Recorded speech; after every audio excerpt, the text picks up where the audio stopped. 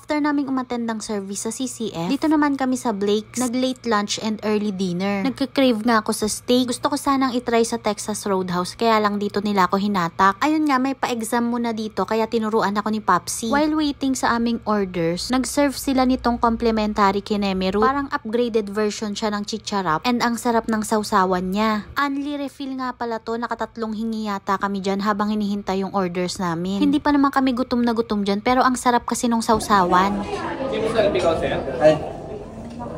Ini sedikit lang. Ini may rice pa rin. Ipon ko na natin.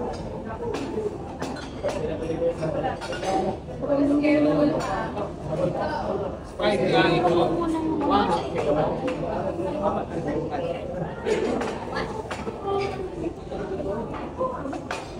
Kumuha kami ng isang order nitong beef salpicao. Pinili ko yung medium doneness. Ayaw pa nga ni Popsi ng medium kasi may dugo pa daw. Sabi ko naman mas malambot yung meat kapag medium lang. Kumuha rin kami nitong T-bone steak with herb butter. And also itong half kilo ng chicken wings nila. Spicy honey yung flavor. Tapos nagpa-add na rin kami ng bird's eye carbonara. Sabi nga ni Jassy, hilaw pa daw yung itlog. Mainit-init pa nga yung pasta kaya pinahalo ko na to agad. Hindi mo naman malalasahang malansay egg yolk. Actually, mas naging creamy pa nga siya. And sobrang sarap ng carbonara nila. So, ayun na nga, pray and kain muna kami. Naka-medium well yung doneness nitong T-bone steak. And still, sobrang lambot and juicy niya pa rin. Si Popsi na nga yung naghiwa nito kasi medyo matalas daw yung knife. Tapos, dinistribute niya na sa amin.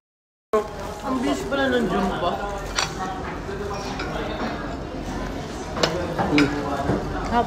Ang saya lang talaga sa feeling na ngayon kahit walang okasyon, nakakakain kami sa mga gusto naming kainan. Bonus pa talaga doon na na-experience din to ng mga anak namin. Hindi naman tayo meron palaging budget para sa ganitong kainan. Pero ito talaga yung main reason kaya nagsisikap kami ni Popsi sa buhay. Darating na naman ang next week. Umpisa na naman ng Lunes. Magtatrabaho na naman tayo. Ganun lang naman talaga palagi eh. Pag mataas ang pangarap mo sa buhay, syempre sipagan mo lang. And of course, dapat ang center of your life talaga ay si God. 'Di ba? Kumain lang kami ng steak saka wings, nagdadrama na ako ng ganito. Well, sobrang na-appreciate ko lang talaga lahat ng blessings na nakukuha namin. Basta ayun lang, hindi naman araw-araw masarap at masagana ang buhay. Pero through ups and downs, pag di ka talaga nakakalimot kay Lord, mas magaan yung magiging takbo ng buhay. Kaya habang buhay pa tayo, magdasal lang tayo ng magdasal. Huwag kang magsasawa na magdasal. At ito na nga, mag-bill reveal na tayo. Sulit na sulit and sobrang sarap naman talaga. Tapos itong dessert namin, hindi na nakain sa sobrang busog namin, kaya pina-take out na lang.